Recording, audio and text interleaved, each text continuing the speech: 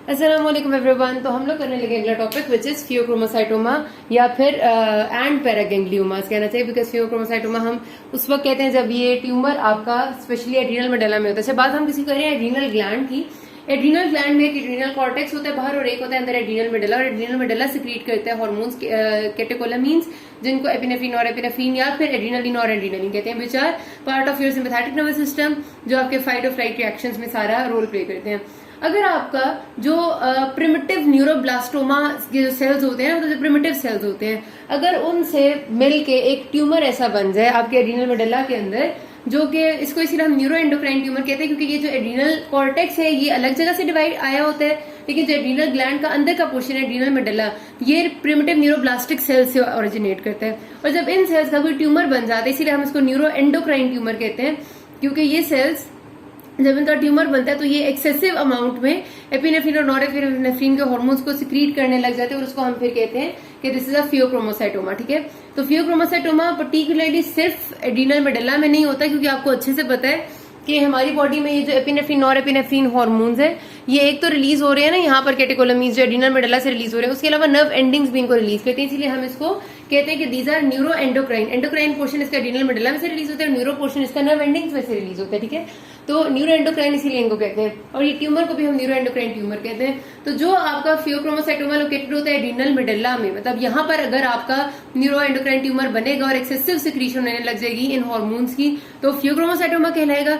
लेकिन अगर वो किसी भी और गैंग्लिया में आपका बनेगा, क्योंकि वही ना नर्व एंडिंग्स गैंग्लिया ही है ना जो कि सिक्रीट कर रहे हैं हमारे पेरिफेरल सिस्टम में ये हार्मोन्स दोनों एपिनेफ्रिन और नॉर एपिनेफ्रिन, तो अगर वहां पर कहीं पर ये ओरिजिनेट करेगा ट्यूमर तो उसको हम पैरागैंग्लियोमा कहते हैं। ठीक है, पहले ये कहते होते थे कि फियोक्रोमोसाइटोमा ही एक आपका मेडुला में ओरिजिनेट करे, और जो बाकी सारे एरियाज में जहां पर आपके गैंग्लिया प्रेजेंट है, जहां से आपके हार्मोन्स रिलीज हो सकते हैं, वहां पर अगर फियोक्रोमोसाइटोमा बनता है तो उसको कहते थे एक्स्ट्रा एड्रीनल फियोक्रोमोसाइटोमा। लेकिन अब जो ज्यादा टर्म इस्तेमाल होती है एक्स्ट्रा एड्रीनल फियोक्रोमोसाइटोमा के लिए वो पैरागैंग्लियोमा है। ठीक है, तो अगर एड्रीनल के अंदर है तो ये है, और एड्रीनल से बाहर है तो पैरागैंग्लियोमा, ये आपने याद रखना है। ठीक है, अच्छा, अब इसके बाद इसका एक पहले भी होता था रूल ऑफ 10 के 10% lie within adrenal gland outside the adrenal gland, और 10% are highly showing the episodes, और कुछ इस तरह का 10 रूल ऑफ 10 था। अभी भी कभी कभार पूछते थे, लेकिन ऑनेस्टली अब वो बहुत ही कम फॉलो किया जाता है, क्योंकि वक्त के साथ साथ चीजें थोड़ी थोड़ी बदल जाती हैं। जब रिसर्च ज्यादा होती है तो चीजें अलग तरह से अपेयर होती हैं। तो पहले ही कहते थे कि 10% ट्यूमर्स आर मैलिग्नेंट, लेकिन अब कहते हैं कि 15% ऑलमोस्ट मैलिग्नेंट है। पहले कहते थे कि 10% ट्यूमर्स जो है वो एक्स्ट्रा एड्रीनल होते हैं, लेकिन अब कहते हैं कि 20% एक्स्ट्रा एड्रीनल होते हैं। ठीक है, तो वो जो रूल ऑफ 10 है अब उसमें थोड़ी थोड़ी चेंजेस आ गए, इसलिए अब वो ज्यादा बिल्कुल भी फॉलो नहीं होता। लेकिन कुछ जो आपके एग्जामिनर्स है पूछना पसंद करते हैं तो आप देख लीजिएगा, वरना कोई इतनी इंपॉर्टेंस नहीं है। अब बात आती है अगर आपके क्लिनिकल फीचर्स क्या होंगे, चाहे आपके ये वाला जो फियोक्रोमोसाइटोमा यानी जो न्यूरो एंडोक्राइन ट्यूमर है, चाहे ये एड्रीनल मेडुला में बने चाहे कहीं एक्स्ट्रा बॉडी में बने, रिलीज इसने यही हार्मोन्स करने हैं, एपिनेफ्रिन और नॉरएपिनेफ्रिन। और जब एपिनेफ्रिन और एपिनेफ्रिन ब्लड में रिलीज होंगे तो फीचर्स एक ही तरह के आएंगे, वो बदलेंगे नहीं।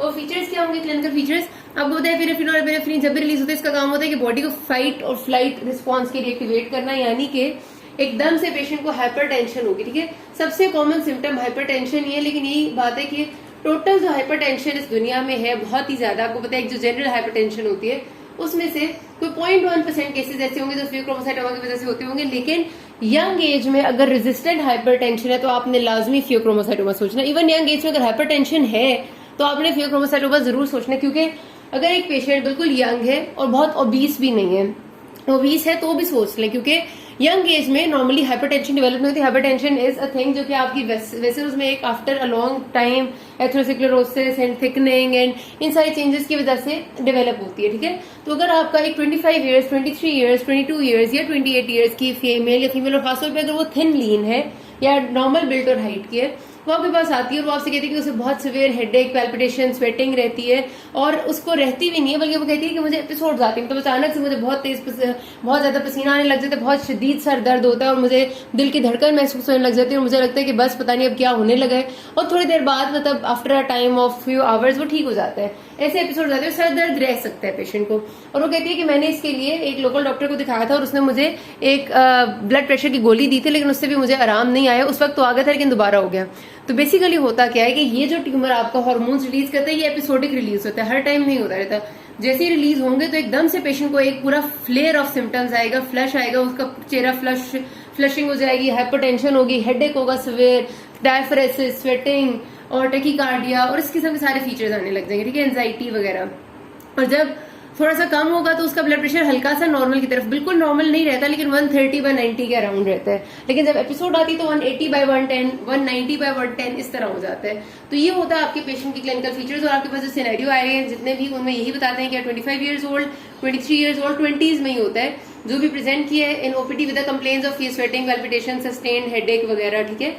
और आपने उसको जब देखा तो आपको नजर आ रहा है कि एक पर्सन है जिसका बीपी 110/170 है, ठीक है, और उसके साथ 170/110 है, और उसके साथ पेशेंट को और कोई फीचर नहीं है, उसकी थायराइड की रिपोर्ट नॉर्मल है। तो आप बताएं उसको कहते हैं, उसको डेफिनेटली फियोक्रोमोसाइटोमा है। कभी कभार वो आपको कहते हैं कि आपने उसका वर्कअप कराया और आपको थायराइड की प्रोफाइल भी नॉर्मल मिली है और आपको और कोई खास फाइंडिंग भी नहीं मिली, तो भी उसको यही होता है, ठीक है, डायग्नोसिस। उसके बाद वो आपसे पूछ लेते हैं कि आपने आगे क्या करना है और किस तरह मैनेज करना है। तो दैट्स इट है, कोई मुश्किल बात नहीं है। इन्वेस्टिगेशन आपने क्या करानी होती है, आपके पास एपिनेफ्रीन और नॉन एपिनेफ्रीन के जो ब्रेकडाउन प्रोडक्ट्स होते हैं, जो इसके मेटाबोलाइट्स होते हैं बेसिकली, मतलब जब ये डिफरेंट फॉर्म्स में कन्वर्ट होता है, वो होते हैं आपके मेटानेफ्रीन्स। मेटानेफ्रीन और नॉर मेटानेफ्रीन होते हैं, ठीक है। एपिनेफ्रीन और नॉर एपिनेफ्रीन के मेटाबोलाइट्स होते हैं मेटानेफ्रीन और नॉर मेटानेफ्रीन। तो अपनी इन्वेस्टिगेशंस में सबसे पहले कराना होता है सीरम एंड यूरिनरी मेटानेफ्रीन के लेवल्स, ठीक है। ये एक स्क्रीनिंग टेस्ट के तौर पे आप कराते हैं, ये डायग्नोस्टिक नहीं होता, क्योंकि मेटानेफ्रीन के लेवल किसी स्ट्रेस में, किसी इन्फेक्शन की कंडीशन में, जब पेशेंट किसी मसले में होगा तब भी इंक्रीज कर जाते हैं, क्योंकि तब भी हार्मोनल सर्ज होती है। आपको पता है किसी स्ट्रेस की कंडीशन में भी एपिनेफ्रीन, ये नॉर एपिनेफ्रीन रिलीज होंगे, तो ये मेटाबोलाइट्स ज्यादा हो जाएंगे। इस वजह से ये यूरिनरी या सीरम मेटानेफ्रीन्स आपको एक अंदाजा दे देते हैं, खासतौर पर यूरिनरी मेटानेफ्रीन्स। यूरिन में आप जब चेक कराते हैं तो जितना ये ज्यादा होंगे उतना ही आपका फियोक्रोमोसाइटोमा की तरफ डायग्नोसिस पक्का होता जाता है, ठीक है, मतलब आपका ज्यादा चांस होता है फियोक्रोमोसाइटोमा होने का। उसके बाद आप एक और होता है वेनिलिल मेंडेलिक एसिड, ठीक है, VMA उसको कहते हैं, वो भी इसका एक मेटाबोलाइट है। वो आप यूरिनरी वेनिलिल मेंडेलिक एसिड भी कराते हैं, लेकिन वो इतना स्पेसिफिक नहीं है, पहले बहुत ज्यादा कराया जाता था। अब ये देखा गया स्टडीज के बाद कि urinary metanephrine is more specific and sensitive as compare to vanillyl mandelic acid, इसलिए अब ये ऑब्सोलीट था। ऑब्सोलीट तो नहीं हुआ लेकिन बहुत ही कम यूज होता है, ठीक है, यही ज्यादा होता है, लेकिन आपने लिखना है। उसके बाद आपने एक ट्यूमर मार्कर होता है सीरम क्रोमोजेनिन A, आप ये ब्लड में चेक करा देते हैं, ट्यूमर मार्कर, ये आपको अंदाज बता देगा कि ट्यूमर है या नहीं। और जिन लोगों में आपको होता है कि ये, क्योंकि आपका फियोक्रोमोसाइटोमा के अक्सर बाकी जो जेनेटिक डिसऑर्डर है उनके साथ भी इसका ताल्लुक होता है, because it is also genetic disorder. तो आपका जो वॉन हिपन लिंडोर डिजीज है, जो आपका मल्टीपल एंडोक्राइन नियोप्लेजिया सिंड्रोम है, ठीक है, इस किस्म के जो 2-3 जेनेटिक डिसऑर्डर्स आप उनके लिए स्क्रीनिंग जरूर कर लेंगे, होते हैं कि ऐसे पेशेंट्स में वो भी होने का चांस काफी ज्यादा होता है। अब अगर आपको इस मेटानेफ्रीन्स वगैरह कराने से ये अंदाजा हो गया सीरम क्रोमोजेनिन A के आपके लेवल्स ज्यादा है और फियोक्रोमोसाइटोमा मोस्ट प्रोबेबली पेशेंट को है या पैरागैंग्लियोमा है, जाहिर है अभी ये बता। अब हम किस तरह से लोकलाइज करेंगे कि क्या वो एड्रीनल ग्लैंड के अंदर है या वो कहीं बाहर है। सबसे पहला काम आप ये करते हैं कि आप एब्डोमिनल CT स्कैन कराते हैं और MRI कराते हैं। एब्डोमिनल CT स्कैन पे अगर वो ट्यूमर एड्रीनल ग्लैंड में या एड्रीनल मेडुला में है तो आपको आराम से नजर आ जाएगा, MRI पे भी नजर आ जाएगा, ठीक है। अगर वो आपको वहां नहीं नजर आया और बाकी एब्डोमेन में भी किसी जगह आपको नहीं मिला, जरा आप एब्डोमिनल CT कराते हैं तो पूरा एब्डोमेन देखते हैं, अगर वो आपको एड्रीनल ग्लैंड में भी नहीं मिला और कहीं पर भी नहीं मिला, तो फिर आपने उसको लोकलाइज करने के बॉडी में किस जगह। मोस्ट प्रॉब्ली ऐसा होता है कि पैरा एओर्टिक भी पड़ा हुआ होता है, एओर्टा के साथ, जो एब्डोमिनल एओर्टा है उसके साथ पड़ा हुआ होता है, तो भी वो आपको एब्डोमिनल CT पे नजर आ जाएगा, लेकिन वो एड्रीनल में नजर नहीं आएगा, वो आपको पैरा एओर्टिक नजर आएगा, ठीक है। तो बहरहाल एब्डोमिनल CT में आप देख लेते हैं, एक ये तरीका है। उसके बाद फिर आप दूसरा टेस्ट ये करते हैं कि आप वो वाली चीज देते हैं जो डायरेक्टली इस ट्यूमर के सेल्स एब्जॉर्ब कर ले बॉडी में जहां पे भी हो, और फिर आप सिंटीग्राफी से उसको डिटेक्ट कर लें।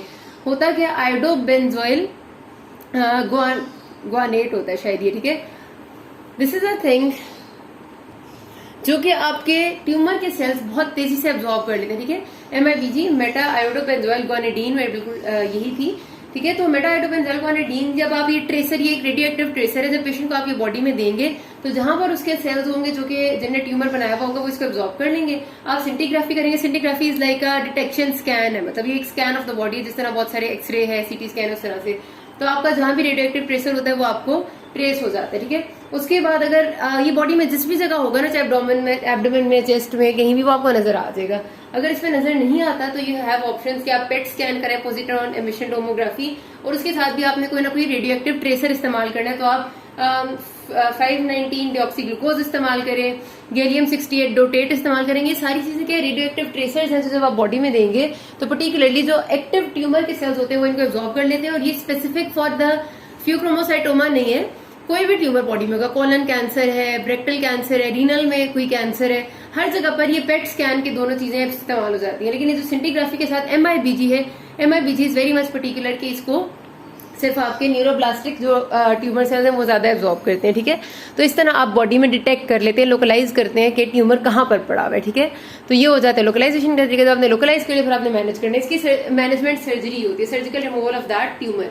अब अगर वो ट्यूमर जहां पर भी है, चाहे वो रीनल मेडुला में है, चाहे वो एक्स्ट्रा मेडुलरी साइड पे, करनी है आपने सर्जिकल मैनेजमेंट। ये सर्जिकल मैनेजमेंट से पहले आपके बहुत जरूरी बात होती है कि आप पेशेंट के ब्लड प्रेशर को कंट्रोल रखें और ऐसी ड्रग्स दें जिससे, क्योंकि आपको पता है जब आप इस ट्यूमर को मैनिपुलेट करेंगे ना, यानी कि एक पेशेंट है उसको आप एनेस्थीसिया देंगे सबसे पहले, तब ट्यूमर मैनिपुलेट होगा, मतलब उस पर थोड़ा फर्क पड़ेगा। फिर आप पेशेंट को सर्जरी के दौरान थोड़ा हिलाए जलाएंगे, फिर आप जब पेशेंट की सर्जरी के दौरान इस ट्यूमर को रिमूव करेंगे तो वो वाला जो भी मैस होगा वो हिलेगा।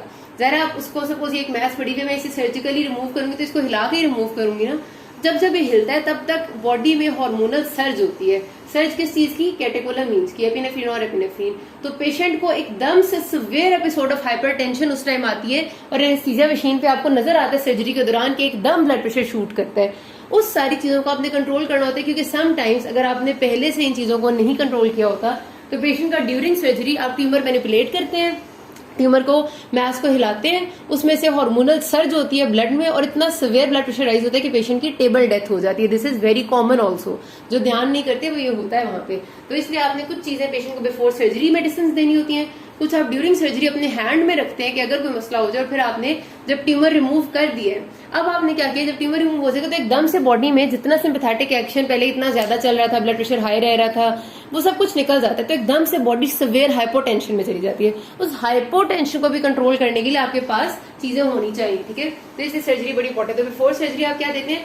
फिनॉक्सीबेंजामीन। फिनॉक्सीबेंजामीन इज अल्फा ब्लॉकर है ये, ठीक है। अल्फा ब्लॉकर क्या करते हैं कि पेरिफेरल वेजोकंस्ट्रिक्शन को ब्लॉक करके आपकी जो पेरिफेरल वेसल्स है वहां वेजोडायलेशन कराती है। ये जब वेजोडायलेशन होगी पेरिफेरल वेसल्स की तो रिजल्टेंटली क्या होगा कि आपका ब्लड प्रेशर थोड़ा कम हो जाएगा। तो आपने सर्जरी से पहले पेशेंट के बीपी को कम करने की कोशिश करनी है। उसके लिए आप अल्फा ब्लॉकर फिनॉक्सीबेंजामीन इस्तेमाल करते हैं 10 to 20 मिलीग्राम 3 टाइम्स डेली, ठीक है। अब क्या होता है आपको पता है, जब बॉडी में ब्लड प्रेशर कम होता है तो एज अ रिजल्ट हार्ट उसको कॉम्पेंसेट करने की कोशिश करता है और एकदम से अपना रेट तेज कर लेता है, टेकीकार्डिया हो जाता है। कुछ पेशेंट्स को तो इतना टेकीकार्डिया नहीं होता, कुछ पेशेंट्स को बहुत सिवियर टेकीकार्डिया होता है। उसके लिए फिर आप हार्ट रेट को स्लो करने के लिए पेशेंट को ड्रग देते हैं जो होती है बीटा ब्लॉकर प्रोपेनोलॉल, ठीक है। Propranolol is a beta blocker, ये डायरेक्ट जाके हार्ट के बीटा रिसेप्टर्स को ब्लॉक करती है और हार्ट रेट को स्लो करती है। तो इस तरह आप दोनों चीजों को कंट्रोल करते हैं। फिनॉक्सीबेंजामीन देते हैं, वेजोडायलेशन कराती है, बीपी लो हो जाता है, प्रोपेनोलॉल देते हैं और हार्ट रेट नॉर्मल होता है। अब ड्यूरिंग सर्जरी जब पेशेंट को सर्ज आती है कि उसका एकदम से हार्मोन्स रिलीज होते हैं बॉडी में, तो फिर आपने यूज करना होता है एक और अल्फा ब्लॉकर। ये भी अल्फा ब्लॉकर है, फेंटोलामीन। ये आपके हाथ में होना चाहिए। ये सिवियर जो सर्ज होती है एकदम से और उसको करता है, वो भी ये भी कराता है वेजोडायलेशन ये, लेकिन इसका बहुत ज्यादा एक्यूट इफेक्ट होता है। इस वजह से आपको ड्यूरिंग सर्जरी आप इसको देते हैं या सोडियम नाइट्रोक्लोराइड को देते हैं, ये भी आपकी वेजोडायलेशन करा के और ब्लड प्रेशर को रिड्यूस करता है। तो आपने जब ट्यूमर मैनिपुलेट करना है, साथ बीपी को नजर में रखना है और ड्रग्स हाथ में रखनी है कि अगर जरूरत पड़े तो आप फौरन दे देंगे।